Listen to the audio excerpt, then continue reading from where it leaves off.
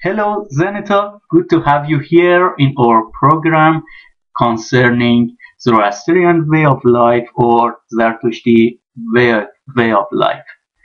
Would you like to introduce yourself for us, please?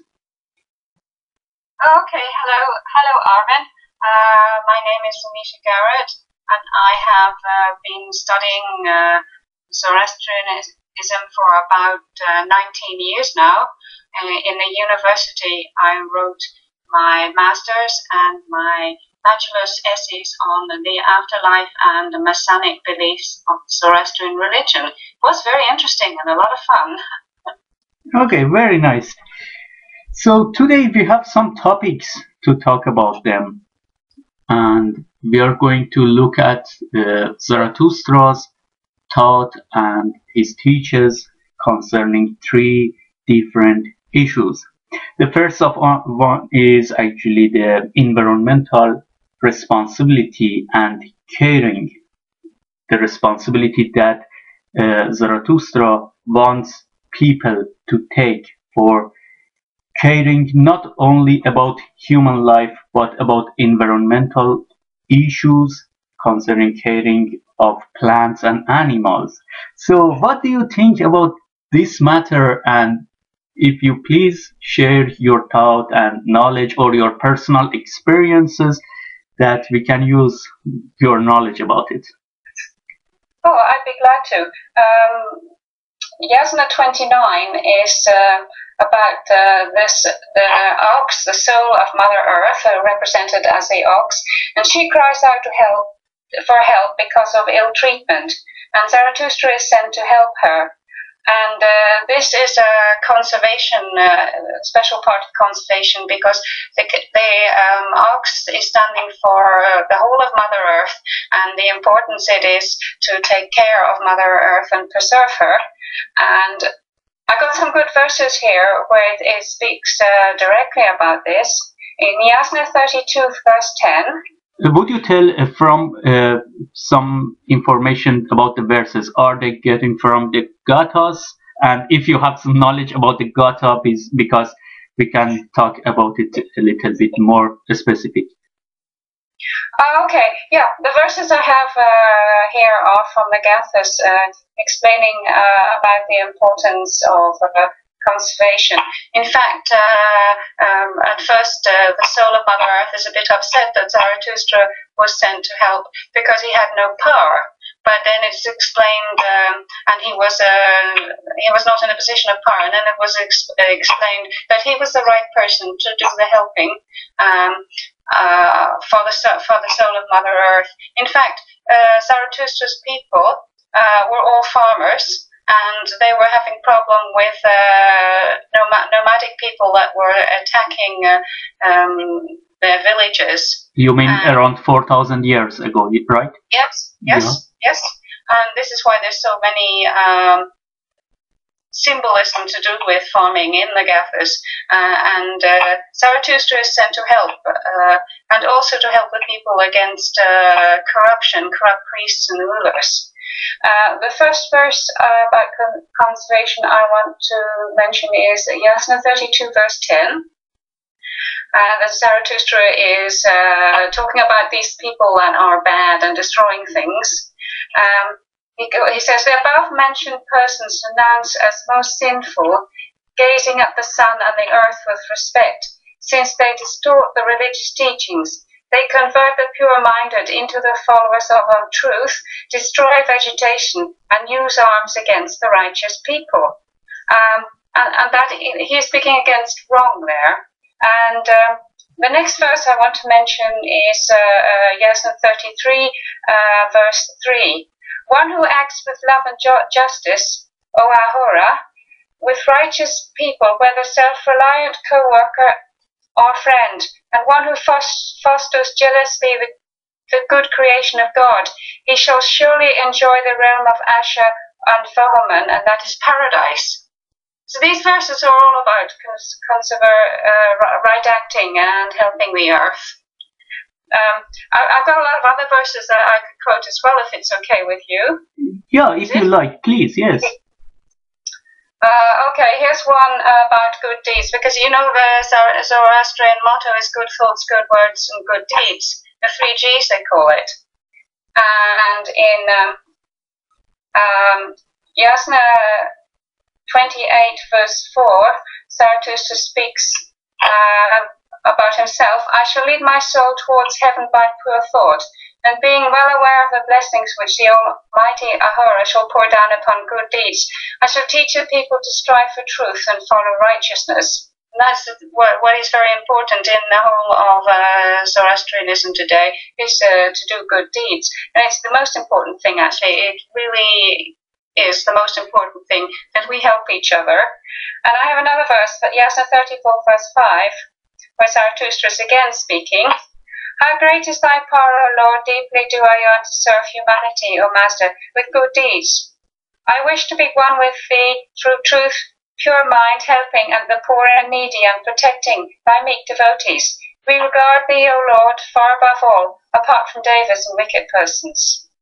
I've got a lot of verses like this that I could quote. Excellent, excellent. I could even more, but maybe you want me to talk about something else. But I do want to say one thing, that when one reads Agatha's, Zarathustra comes forward as a living person. He comes forward very real in it. And that's what's so fascinating about it. It's like a living document. It's so very old, and yet it's still alive and important for us today. Yeah, that's really amazing.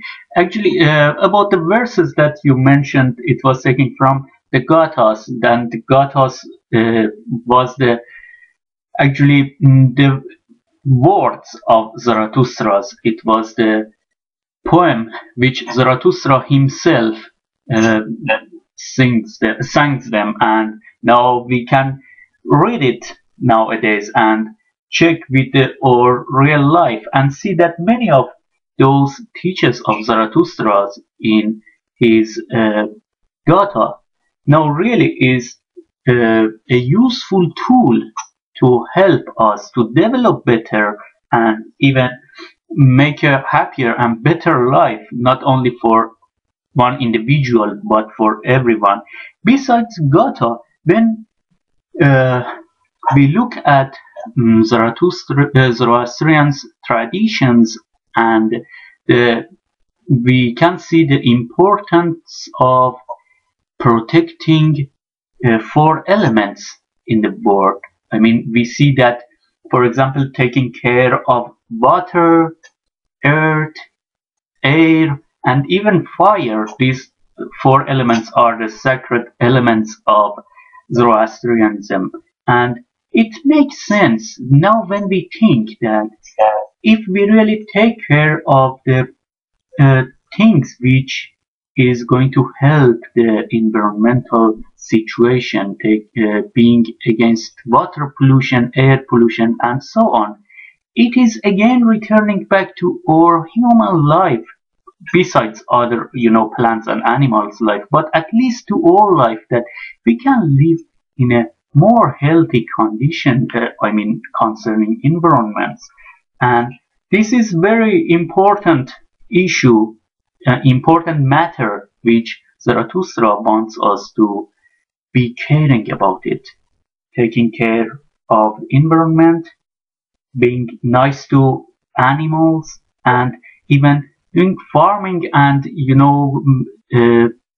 farming the trees and stuff. Of course, it's talking about 4,000 years ago, but who nowadays, who is the one that thinks trees are bad and we don't need them? We know that we need even more to care about the trees and, plant them everywhere for a greener earth.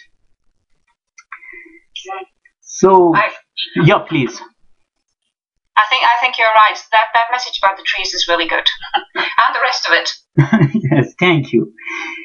Another important point in Zarathustra's message is human responsibilities concerning the social life. So, as we see, Zarathustra is not teaching only about the individual things, but he goes broader to the broader aspects and is teaching us how to make a better society. And we know when it comes to the society, it's dealing with our responsibility or social responsibility. And now we can look how important is our individual responsibilities in a society. Would you please share your thought in this matter as well? Okay, I've got some verses here on happiness because it is very important. The Catholics are very happy. They're a very happy script to read. It makes you happy when you read them. It lifts you up. I'll not do these in order. Is it okay? But I'm going to quote first Yasna 43 verse 1, which is all about making others happy. And Zarathustra is speaking again. Ahura Mazda, the absolute ruler, has specified that good fortune is for him who makes others happy. O my Lord, to remain steadfast in truth, I want from thee the strength of body and soul, O Armati, the strength of faith and love. Do grant me that power which is the reward for a life lived with good thought. Here he's speaking about making others happy, and I think that's nice. But it's important. I have another verse, verse 2 in Yasna 43 also goes into this. In truth, such a person shall enjoy the best gifts of God.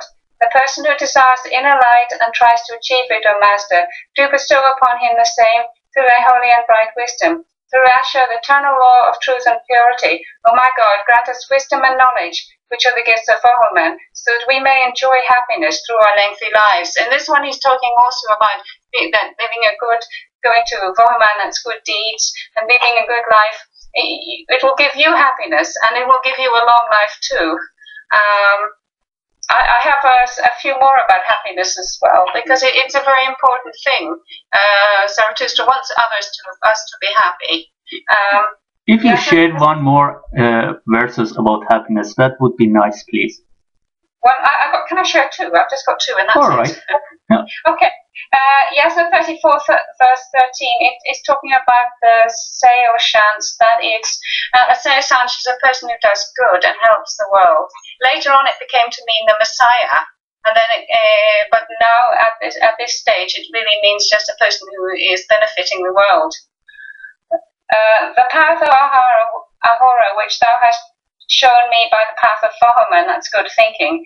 The path based on the teachings of the Seoshans, the Saviors, and they are the people who do good. The teaching which recommends that the work performed with the view of performing one's duty honestly will bring forth happiness. The teaching which leads mankind to real knowledge and wisdom, and reaching thee, O Master, is its reward, and it will bring happiness. And the other verse is Yasna 43 verse 1, and then we can talk. Ahura Mazda, the absolute ruler, has specified the good fortune is for him who makes others happy. Makes others happy. O my Lord, to remain steadfast in truth, I want from thee the strength of body and soul, or Amati, that's good and right-mindedness, the symbol of faith and love. Do grant that power which is the reward for a life lived with good thoughts. These verses are all about happiness, about bringing happiness to others, about bringing happiness to yourself, and about bringing happiness to the world. I hope that's what you mean.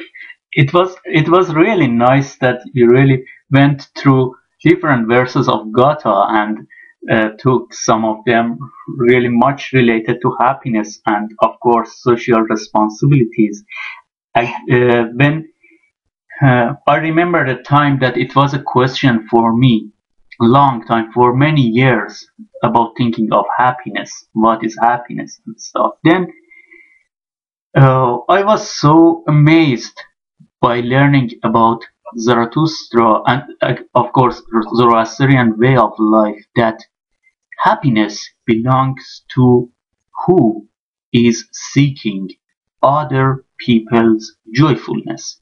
In the simple word, happiness is belonging to the person who is looking for happiness for others. If you want to be happy, you should seek the ways that you can make others happy. And I remember the time that when I was trying to use this concept, to use this thought in my personal life, and I was feeling so different. I mean, it's like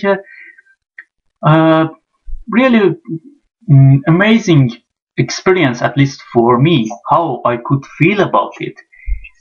There is another point in Zarathustra, uh, Zoroastrian way of life, that is the sentence which says, there is but one path, that of Asha. We know that Asha means universal order, means righteousness, means right, doing right things. It's a very wide, constructive variety of things. And especially when we think of righteousness, we can see this sentence is giving many things to us, like there is but one, the path of righteousness, the path of Asha. But how we can just imagine the human life, the life on the earth, if we were just so caring about other people, and we were being so much righteous in our life to help others, what a life we would have. In fact, uh, in Zoroastrian thought, I mean in Zoroastrian philosophy, worldview, or religion, what we are looking as the best place, which, okay, in other language we call it, for example, paradise or behesht or anything. That is the moment when, not the moment, the time that human wisdom reaches to that level to understand deep and deep about universal order, not to break the rules, not to break the universal order, but do righteous things in your life. And in fact, that paradise, that behesht, or any name that we want to call it, it's the time we all are united to just develop and make the situation and the world better for everyone. So that is reaching just when we human become wise enough, become caring enough about human, about environmentals, about all the things in existing world. And at the last, again, concerning social responsibilities and happiness, I am sure that you know the prayers of, or the mantra of Hashem Vahu. Hashem Vahu. It's a really powerful praying. I mean, powerful to me means that I really feel so peaceful and so nice when I pray that, because I'm trying to get what is saying in that praying and trying to use it in life. It makes me so feeling good. And what Hashem Wohu says, do you want to translate it for us, or should I just briefly say No, it? I have a translation here that they have in the, I don't know whether this is translation you like, but it's in the internet. Holiness, Asha, is the best of all good. It is also happiness. Happy the man who is holy with perfect holiness. That's their translation.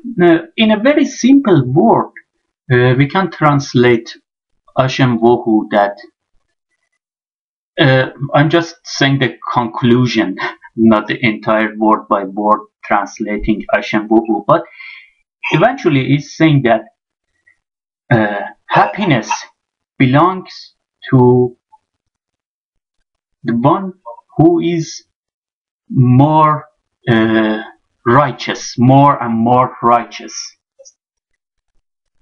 That's right. So, I mean, in a very simple words, if we want to just get the meaning of it, Hashem Wohu prayer in a very short. And someone may think that what is more and why this is important in this praying, that we do better and better. What is the, ideal last point? Why we need to, because refreshing and developing in Zarathustra's philosophy is very important. So one person might think that, okay, one day or one time concerning one thing we will come to the best situation. But when we go through this mantra, it's telling us to do good.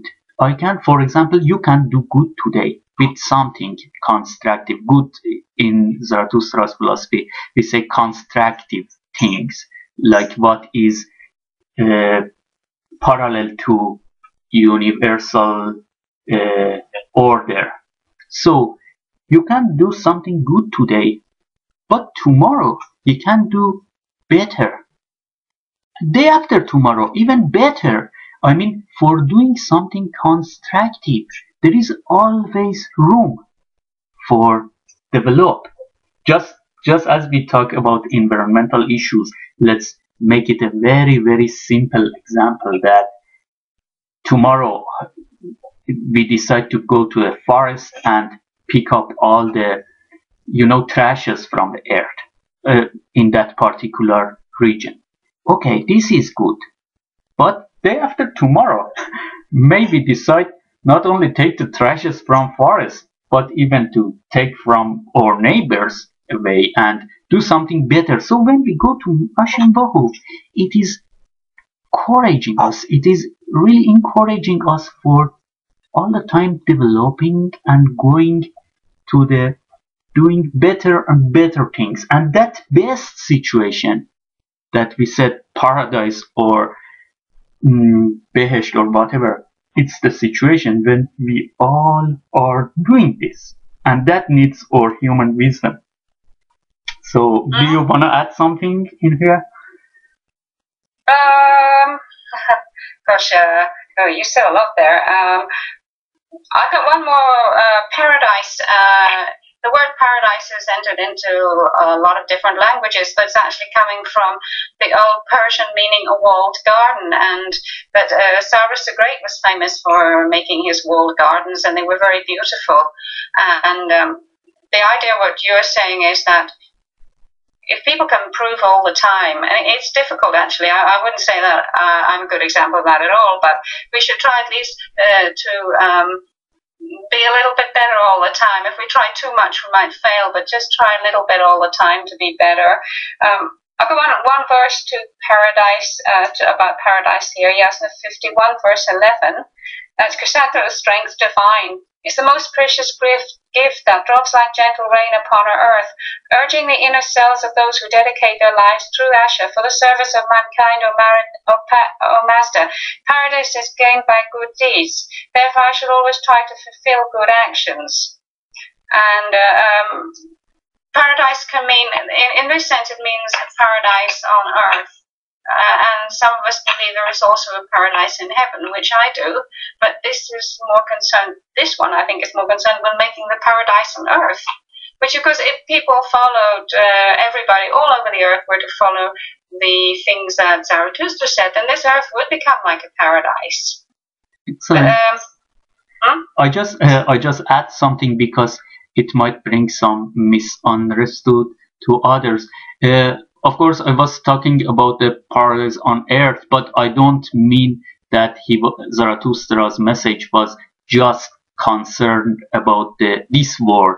Of course, he is very, very much concerned about, afterlife as well, and the situation after life, how a good person, how a constructive person will be treated. But I was just talking about the paradise on the earth to just make it like, touchable, to see the things that we have been experiencing. Otherwise, of course, Zarathustra himself tells us that when we are constructive, we will enter to the house of song with a eternal, happy and peaceful when we have a good conscience because of our deed. So, but I was just more emphasizing on paradise on the earth, because we are living at the moment, we are living on the earth. No one has ever died and come back to say, oh, the life was like this or like that. So that's why I wanted to talk just about the things which we can experience. But please continue. I've got one more thing. I've got another verse here that's really good, actually, because it's a verse that concerns about how we should behave and how we should stop evil. Yasna 48, verse 7. Keep hatred and anger far from yourselves. Let nothing tempt you to violence. Hold on to love and good mind. Brilliant teachers who wish to hold fast on the truth shall lead the followers of truth to paradise, thy abode, O Ahura, where the righteous people dwell. I thought that's nice because it is telling us the dangers of hatred and anger and violence and how these things should not happen. Excellent. I think that's good. Yeah, obviously, of course. So it was really nice minutes. It's almost like 25 minutes that I am learning a lot from your speech, and it is really nice to listen to your words concerning your personal thought and what do you think about Zarathustra's message. So Zenita, it was really nice having you here. Hopefully we can have in the future another session that again you share with us your knowledge and what you want to share about Zarathustra's message. But would you please, at the last part, have just a short prayer for people, all constructive, good people in the world, that we can just end this interview for today? That's your part, if you please make it. Okay. Oh, I found it most entertaining and interesting to listen to you too, I can say. And shall I pray a prayer for peace?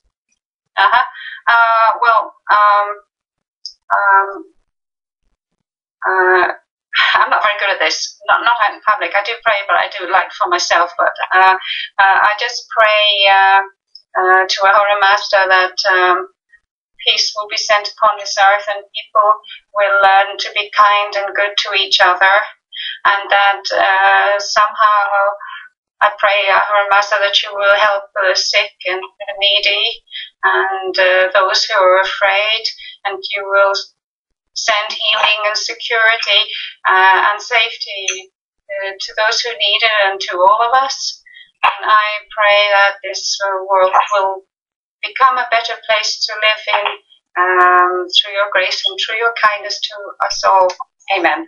I'm sorry, is that okay? Amen. It's really, really nice praying. Thank you very much. Just to add for listeners, is that okay, in every language people have different words for calling to God. That's so in Zoroastrianism we call God Ahura Mazda, means the wise Lord, the wise creator, but it doesn't mean that different people they have different real God, but it is what people use for calling God. So anyway, God bless all good people, constructive people in the world, and God helps who are distractive to come to the path of wisdom for making the world a better place. So thanks again, Zenita, and wish you all the very best. Thank you. Bye bye. Thank you too.